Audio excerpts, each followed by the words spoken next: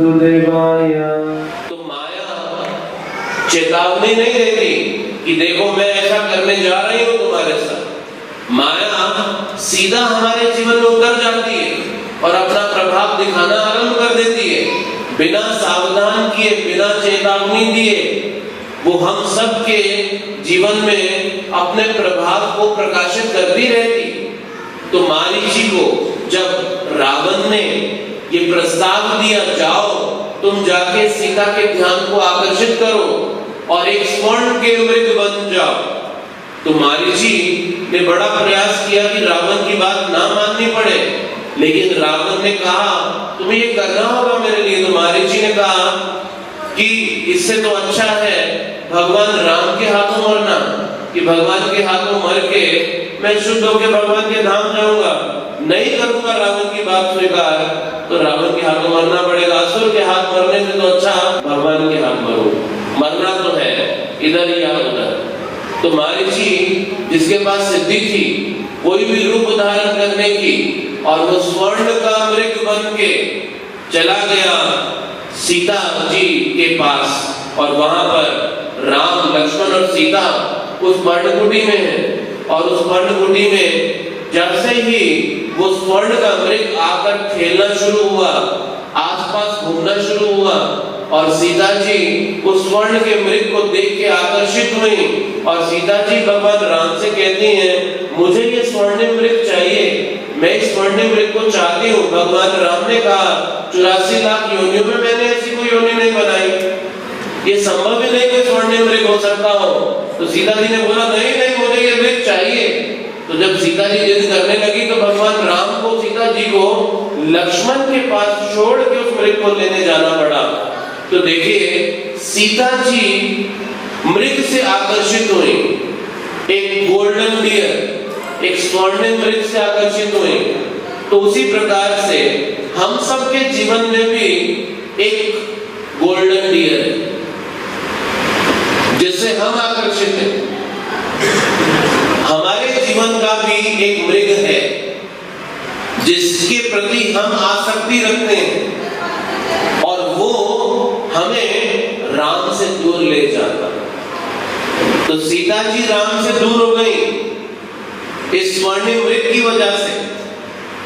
ये स्वर्ण मृग ने आके सीता जी के ध्यान को आकर्षित किया, उनको आकर्षित किया, और पीछे से रावण आया और सीता जी का अपहरण करके ले गया। उसी प्रकार से हम सब के जीवन के ये जो स्वर्ण मृग हैं ये हमें भगवान के चरणों से दूर कर देते हैं।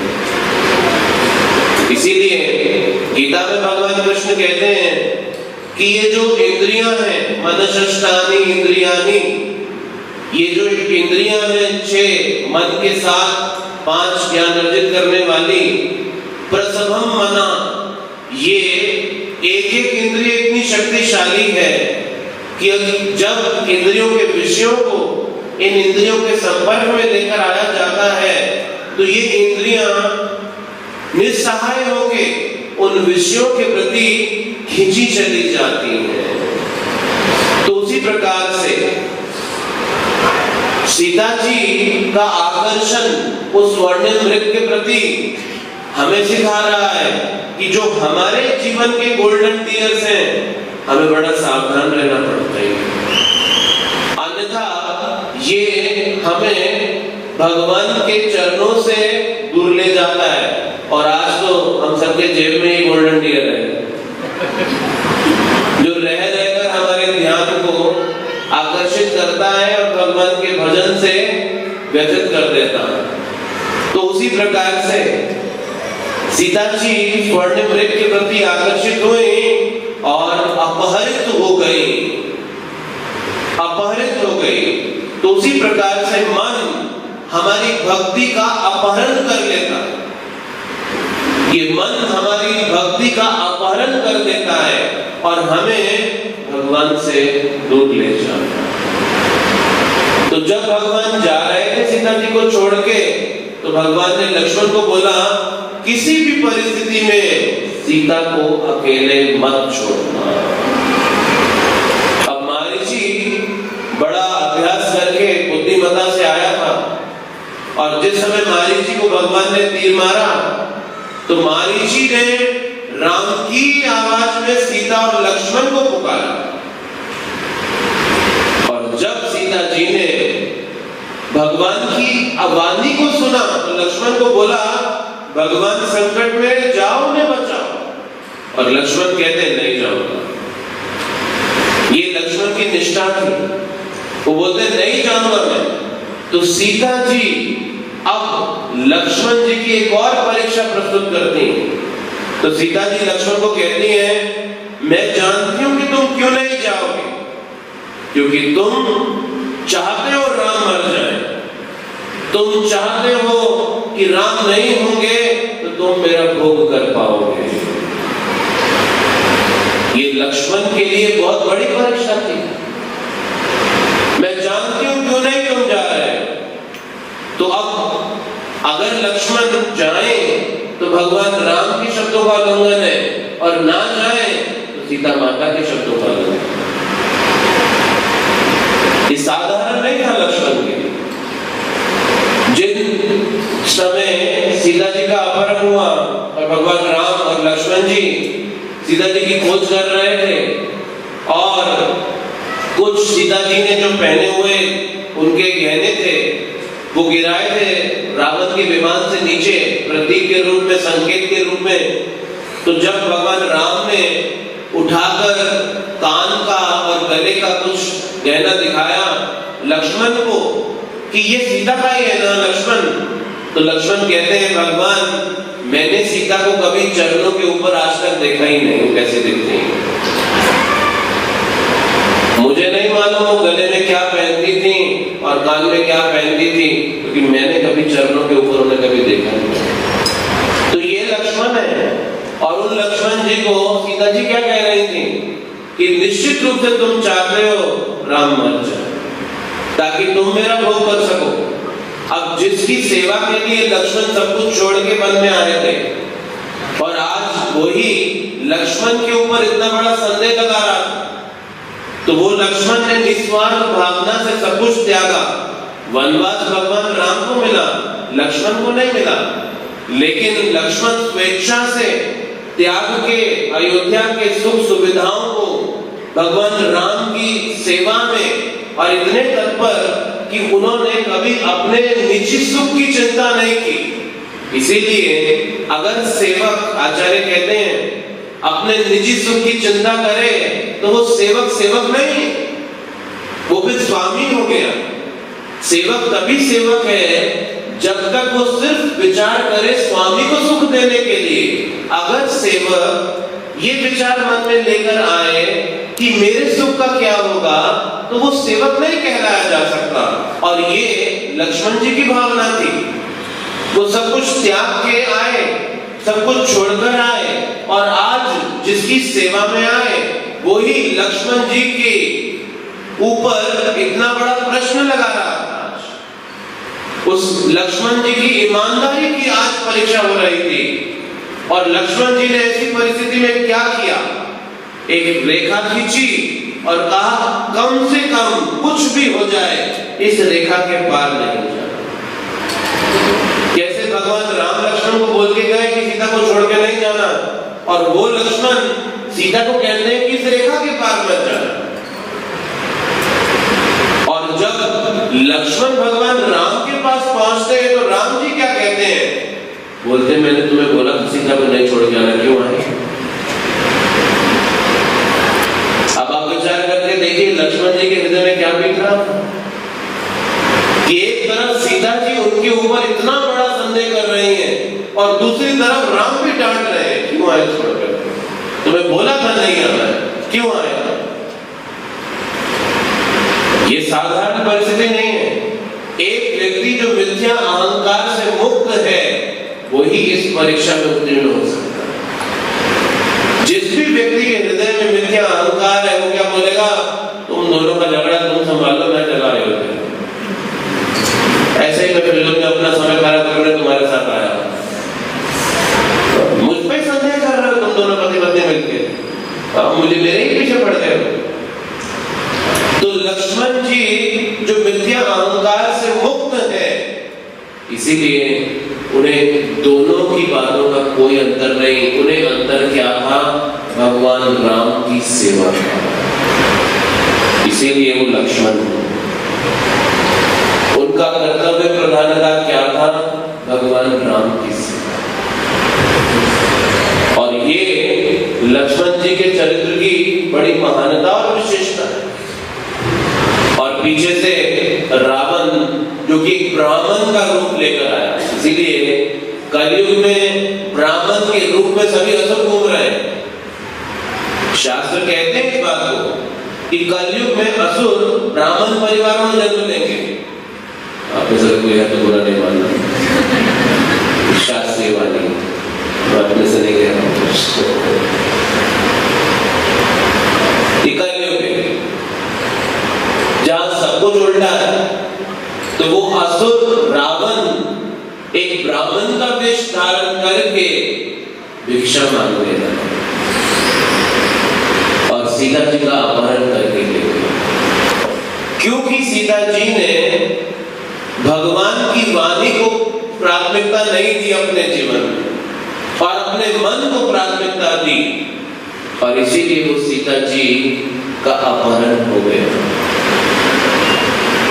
उसी प्रकार से जब हम अपने जीवन में शास्त्र, गुरु, साधु की वाणी ना सुन के अपने मन की वाणी को प्राथमिकता देते हैं, तो मन तो दूषित है, वो तो भौतिक विचार ही प्रस्तुत करेगा।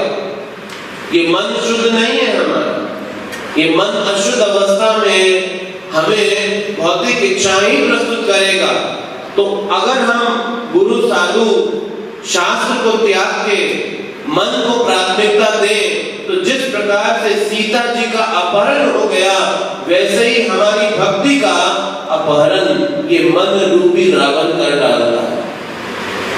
ये मन रूपी रावण हमारी भक्ति का अपहरण कर देता है जब हम गुरु, साधु, शास्त्र की अवहेलना करेंगे। तो सीता जी ने भगवान राम और गुरु लक्ष्मण, तो लक्ष्मण जी कौन है? अनंत शेष बलराम, वो लक्ष्मण जी श्री गुरु के प्रतीक हैं। तो गुरु की अवज्ञा की, भगवान की अवज्ञा की और प्राथमिकता दी अपने मन को, तो भक्ति का अपहरण हो गया और वो भक्ति मन में कैद हो गई। तो सीता जी कैद हो गई, अपहरण होकर कैद हो गई।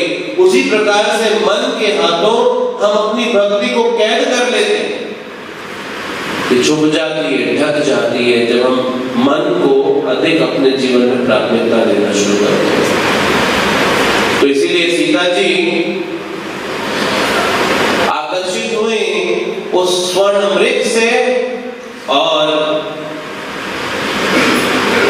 वो रावण के कैद में गए। तो रावण ने क्या काम किया? रावण ने भगवान को उनकी शक्ति से अलग करने का काम किया। तो सीता जी शक्ति है, तो रावण ने शक्ति को शक्तिमान से अलग किया। तो जब शक्ति को शक्तिमान से अलग किया जाएगा तो ये विनाश लेकर आएगा। इसीलिए लक्ष्मी शक्ति है नारायण की। तो जब लक्ष्मी को नारायण से अलग कर भोगा जाएगा, तो ऐसा व्यक्ति जो लक्ष्मी को नारायण से अलग करके भोगने की कोशिश करेगा, विनाश। यही रावण की कहानी कि रावण ने लक्ष्मी को नारायण से अलग करके भोगने की कोशिश की और रावण पूर्णतः विनाशित हो गया।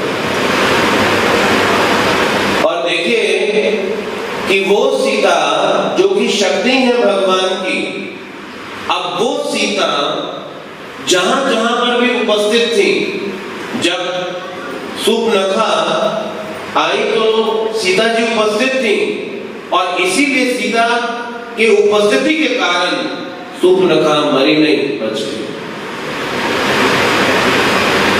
जहां जहां पर सीता उपस्थित थी, अब कल हम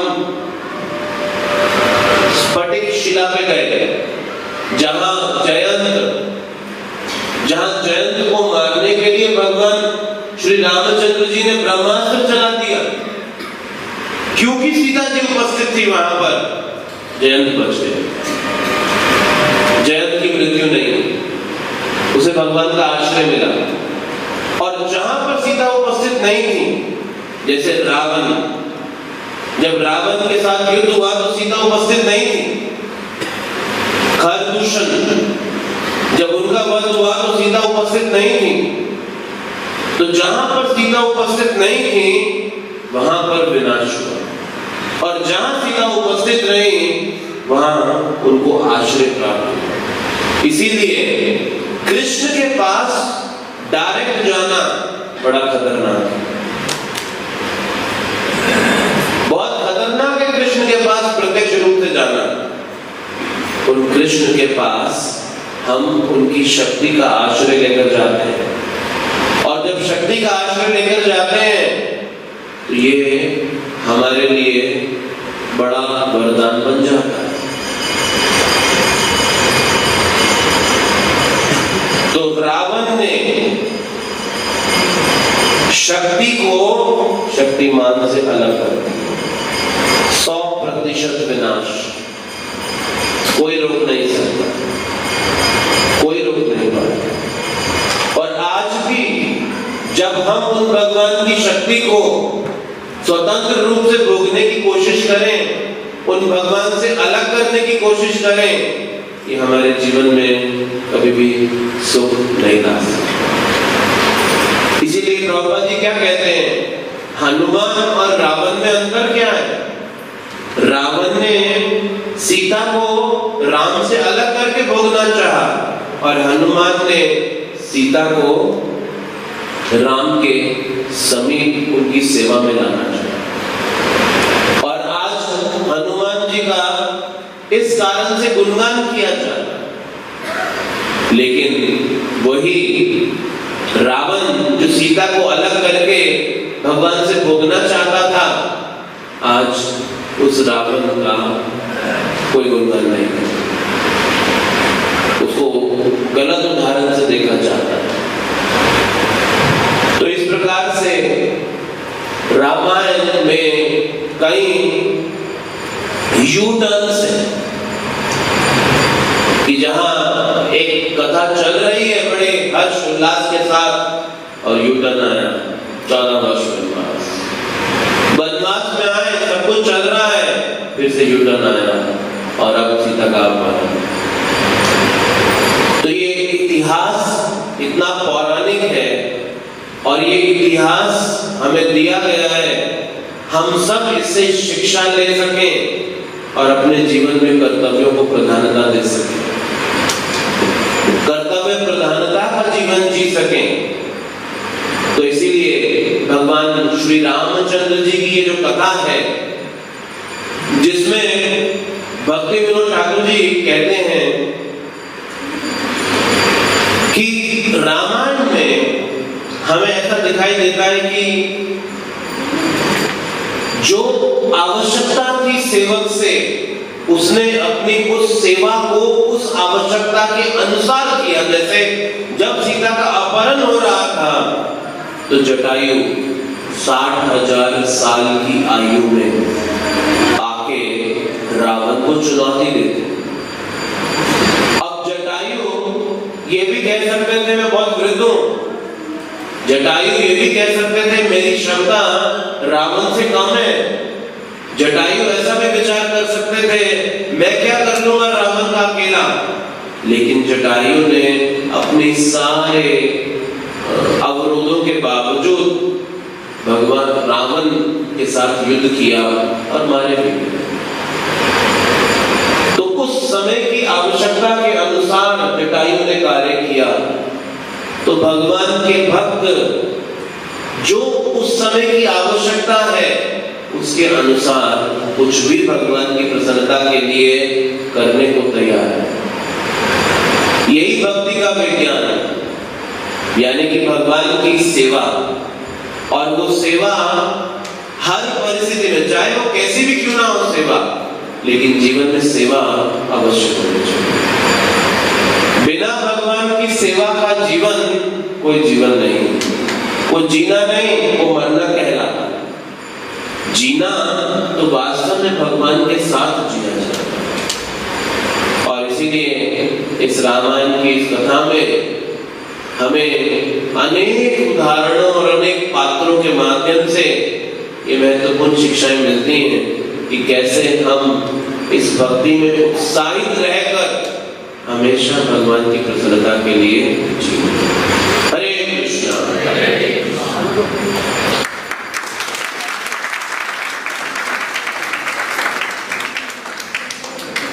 कोई प्रश्न है आपका? भाई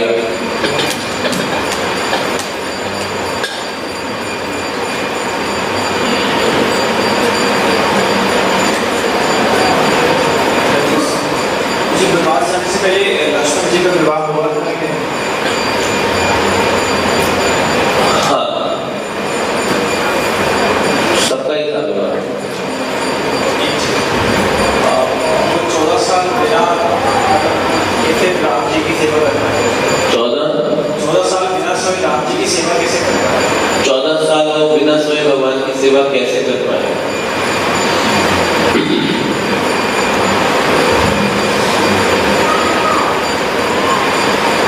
ये संभव है कि प्रभुपाद जी कहते हैं भागवत में स्थान पे कि जितना हम शरीर की चेतना में रहते हैं उतना ही शरीर अपना प्रभाव ज्यादा दिखाता है।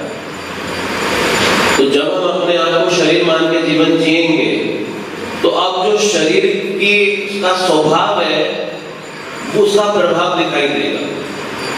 और जब हम अपनी शाश्वत पहचान यानी कि हम भगवान के अंश हैं, आत्मा है, ये इसका अनुभव और इसका साक्षात्कार अधिक से अधिक करेंगे तो शरीर के द्वारा प्रस्तुत की गई बाधाएं हटती जाएंगी।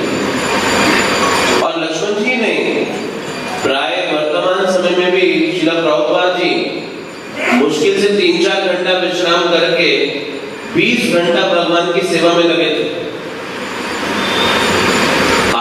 सुबह भी ये बात कह रहा था कि चाणक्य पंडित चंद्रगुप्त मौर्य को 3 घंटे से ज्यादा सोने नहीं देते थे। तो आज के समकालीन समय में भी ऐसे कई उदाहरण दिखाई देते हैं। हरिदास ठाकुर 21-22 घंटा नाम जप करते थे। तो ये भी एक प्रकार से ना सोने की अवस्था ही नजर आती है। तो अध्यात्म में एक ऐसी स्थिति है जिस समय निद्रा आहार विहार कार्य विजितो, पीछे गोस्वामियों के लिए कहा जाता है कि उन्होंने निद्रा के ऊपर विजय प्राप्त कर ली। जैसे अर्जुन का भी एक नाम गुड़ाकेश है, यानी कि नींद के ऊपर विजय प्राप्त करने वाला। तो इसका मतलब ऐसे कई उदाहरण हैं शास्त्रों में, सिर्फ लक्ष्मण जी उसके अपवाद नहीं, ऐसे कई उदाहरण हैं जो अपनी निद्रा में विजय प्राप्त कर पाए। अब परीक्षित महाराज 7 दिन 7 रात तक बैठे श्रवण कर रहे थे सुखदेव गोस्वामी से, तो निद्रा पे विजय प्राप्त की उन्होंने 7 दिन तक। तो ऐसे कई उदाहरण हैं जो दिखाई देता है कि निद्रा के ऊपर विजय हुआ।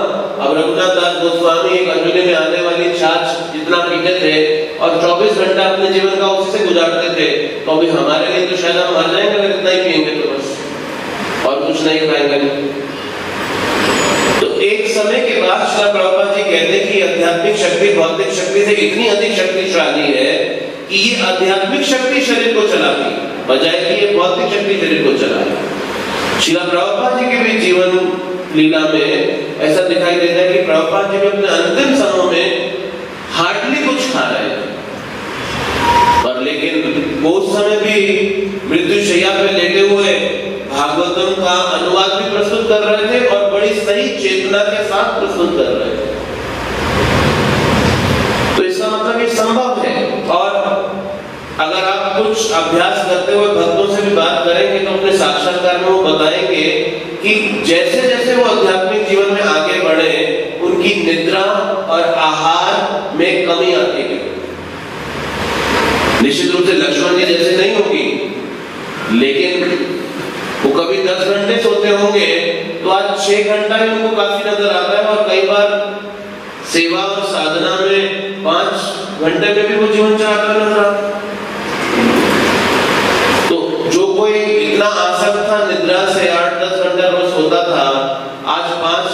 घंटे में ही अपने जीवन का उपयोग करके बाकी समय सेवा में लगा रहे हैं, तो थोड़ी सी प्रगति में भी ऐसे लक्षण भक्तों को नजर आ रहे हैं आज। और ये हमारे बीच में ही बैठे भक्तों के बीच में, ऐसा नहीं कि कोई वैकुंठ से उतरे हैं सभी। तो हमारे बीच में हमारी जैसे ही निकले भक्त थोड़ा आध्यात्मिक प्रगति में अपनी निद्रा पे, अपने आहार पे, अपनी इंद्रियों पे संयम कर पा रहे हैं, तो फिर जब लक्ष्मण जी की बात कर रहे हैं, वो तो कोई सेवक, वो तो सेवक भगवान है, वो अनंत शेष है स्वयं। तो ये सिद्धांत है, लेकिन लीला के रूप में भी देखें कि वो एक मानवीय लीला कर रहे हैं लक्ष्मण जी, भगवान के भाई बनकर आए हैं, तो उस लीला विचार की तरह से भी देखें तो आध्यात्मिक प्रगति से ये संभव है। हमें बड़ा पता लग सकता है कि ये कैसे संभव है, कोई व्यक्ति बिना सोए कैसे जी सकता है, हम तो नहीं ऐसा कर पाते, क्योंकि हम अभी तक देह के स्तर पे जीवन जी, ये हमारी बद अवस्था है कि हम अपने आप को देह मान के जीवन जी रहे हैं। तो इसलिए आध्यात्मिक अभ्यास जितना गंभीर होगा और जितनी गुरु और वैष्णवों की कृपा होगी, उतना हमारे जीवन से निद्रा, आहार, ये दोनों की आवश्यकताएं रिड्यूस हो जाएगी। और वर्तमान समय में ऐसे कई आचार्य, हम प्रभुपाद जी जैसे कई अनुयायियों को देख रहे हैं जो बहुत मिनिमम ईटिंग, मिनिमम स्लीपिंग में कृष्ण की सेवा में निरंतर लगे हुए, बेयर मिनिमम, ऐसा संभव है।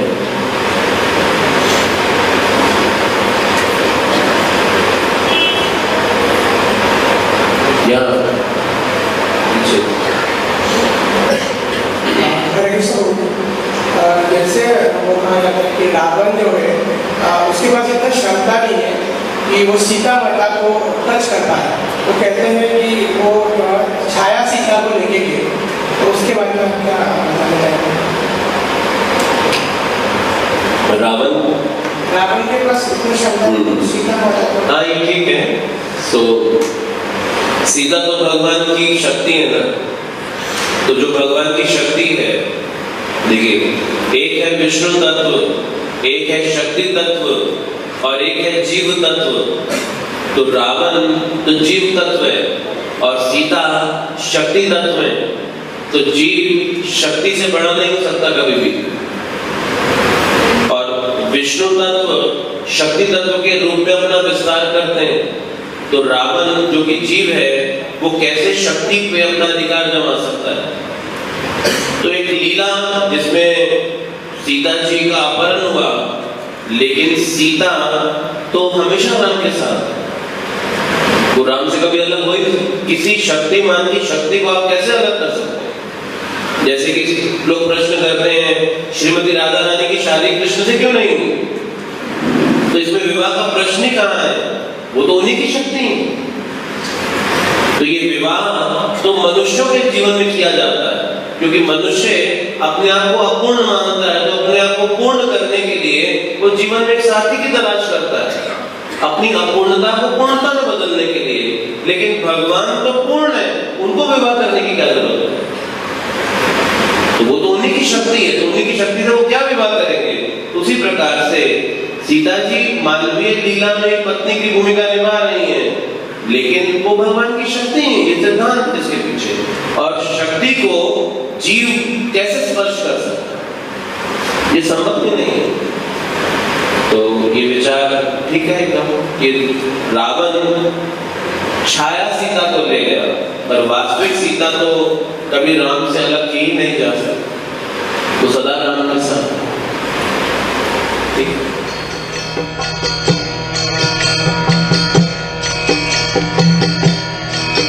Hare Krishna, Krishna Krishna, Hare Hare, Hare Rama,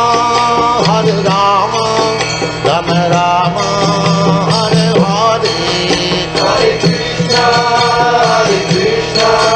Krishna Krishna, Hare Hare, Hare Rama, Rama Rama, Hare Hare. Hare Krishna, Krishna Krishna, Hare Hare, Hare Rama, Rama Rama.